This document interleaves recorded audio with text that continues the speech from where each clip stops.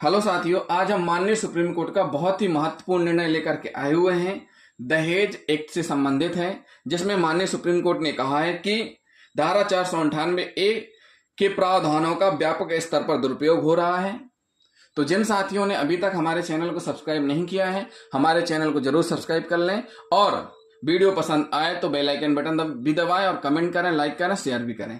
साथियों, मामला क्या है, मामले पर नजर डाल लेते हैं। मामला है प्रीति गुप्ता एवं अन्य बनाम झारखंड राज्य एवं अन्य, जिस पर निर्णय हुआ है 13 अगस्त 2010 को। आपराधिक अपील संख्या है 1512/2010, CRL 4684/2009, AIR 2010 SC 3363। अपराध धारा है 498A, 406, 341, 323, 120B IPC दहेज प्रतिषेध एक्ट की धारा 3/4।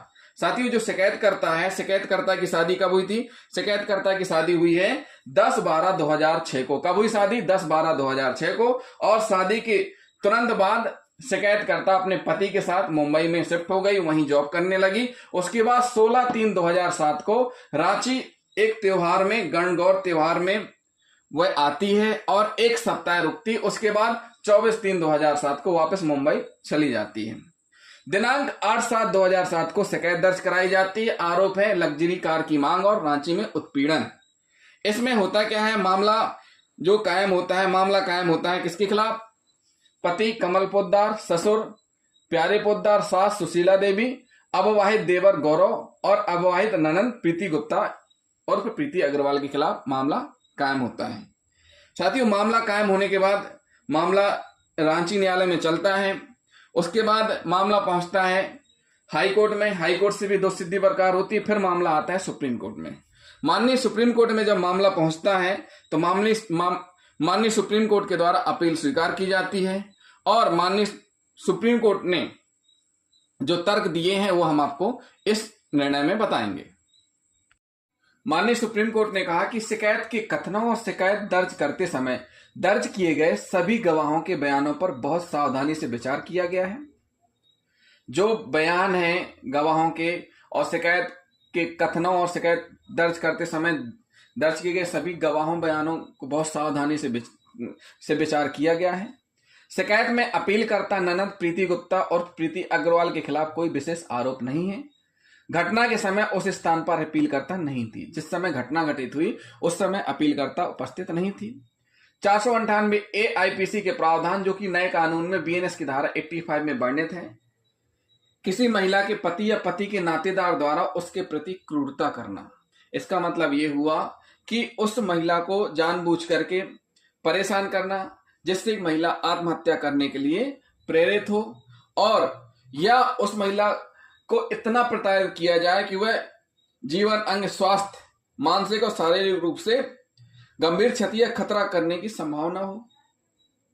इस प्रकार से प्रताड़ित किया जाए कि वह मानसिक और शारीरिक रूप से टॉर्चर हो। उसके बाद उस महिला को पति और पति के नातेदार द्वारा इतना तंग किया जाए कि कोई मूल्यवान प्रतिभूति जो विधि विरुद्ध मांग की गई थी उसको पूरे करने के लिए प्रताड़ित किया जाए। तो ये 498 IPC और BNS की धारा 85 के अंतर्गत आता है। साथियों, पति के निकट संबंधी जो अलग अलग शहरों में रहते थे, माननीय न्यायालय ने कहा उपरोक्त केस में कि पति के निकट संबंधी जो अलग अलग शहरों में रहते थे, कभी शिकायतकर्ता के निवास स्थान पर नहीं गए अथवा बहुत कम गए ही नहीं है, गए भी तो बहुत कम गए, के उत्पीड़न के आरोपों का स्वरूप बिल्कुल अलग होगा। ऐसे में जो उत्पीड़न के आरोप हैं उनका स्वरूप बिल्कुल अलग होगा। जब इंसान जा ही नहीं रहा वहां तो फिर उत्पीड़न का जो स्वरूप है वो बिल्कुल अलग होगा। पति तथा उसके सभी निकट संबंधियों को फंसाने की प्रवृत्ति भी असामान्य नहीं है। माननीय न्यायालय ने कहा कि पति तथा उसके सभी निकट संबंधियों को फंसाने की जो प्रवृत्ति है इस केसों में वो भी असामान्य नहीं है। माननीय न्यायालय ने जो महत्वपूर्ण बात कही है वो हम आपको बताने जा रहे हैं।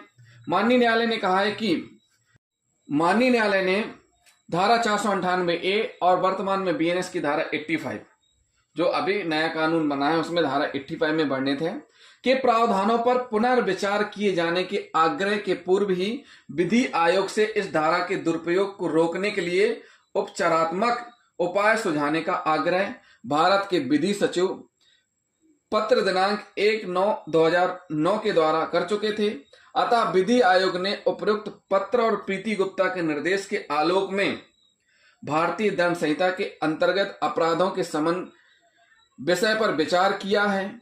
देखिए साथियों, माननीय सुप्रीम कोर्ट ने कहा कि विधायिका के लिए जरूरी है कि वास्तविकताओं को ध्यान में रखें और कानून के प्रशासनिक प्रावधानों में अवश्य बदलाव करें।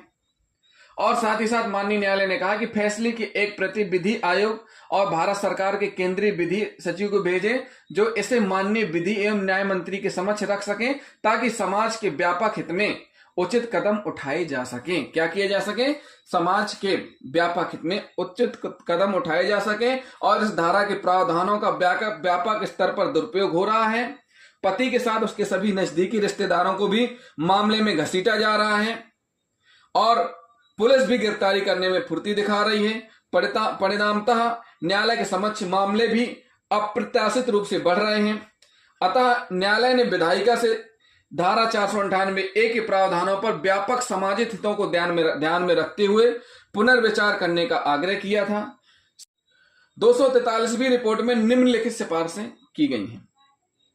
भारतीय दंड संहिता की धारा 498A और अभी वर्तमान में BNS की धारा 85 के अधीन अपराध को न्यायालय की अनुज्ञा से 3 महीने की प्रशांतक अवधि के अधीन रहते हुए समनीय बनाया जाए।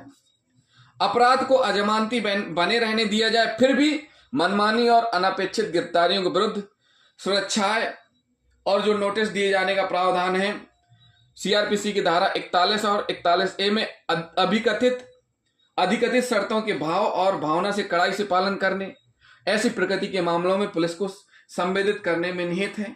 वर्तमान में BNSS की धारा 35 सप्लोज 3 to 35 सप्लोज 6, IPC की धारा 498A के दुरुपयोग को रोकने नियंत्रित करने के लिए गृह मंत्रालय के सलाह दिनांक 20/10/2009 को इस रिपोर्ट के पैरा क्रमांक 14 में उपवर्णित मार्गदर्शक सिद्धांत अतिरिक्त पूर्वधावनियां पुलिस को उत्तरदायी एवं संवेदनशील बनाया जाना, FIR और अन्वेषण प्रक्रिया विधि न्यायिक निर्णयों के अनुरूप होना इत्यादि को संकलित कर परिपत्र स्थायी आदेश जारी किया जाए। मनमानी और अनावश्यक गिरफ्तारियों को रोकने के लिए दंड प्रक्रिया संहिता की धारा 41 में नई उपधारा 3 को जोड़ा जाए, जो निम्नाशय है।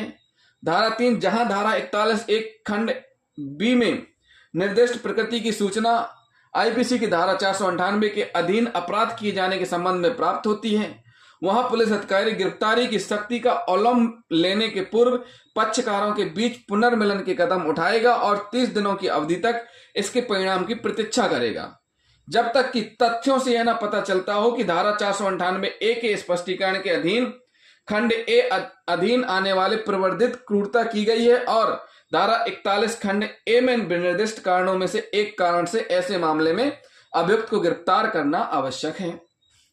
महिला पुलिस थाना महिलाओं के विरुद्ध अपराध सेल के नाम से को संख्यात्मक और गुणात्मक दोनों दृष्टिकोण से मजबूत किया जाए।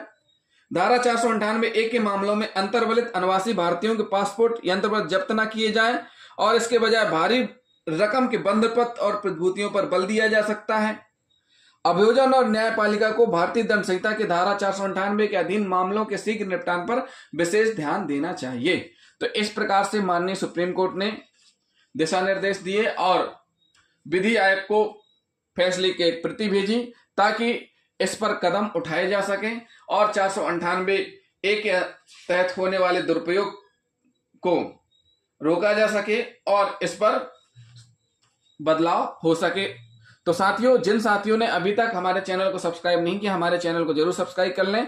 और माननीय न्यायालय ने शिकायत को रद्द किया, निर्णय को रद्द किया, अपील को स्वीकार किया है इस मामले में। तो जिन साथियों ने अभी तक हमारे चैनल को सब्सक्राइब नहीं किया, हमारे चैनल को जरूर सब्सक्राइब कर लें। वीडियो को लाइक और शेयर करना ना भूलें, साथ ही साथ कमेंट भी करते जाएं। थैंक यू साथियों।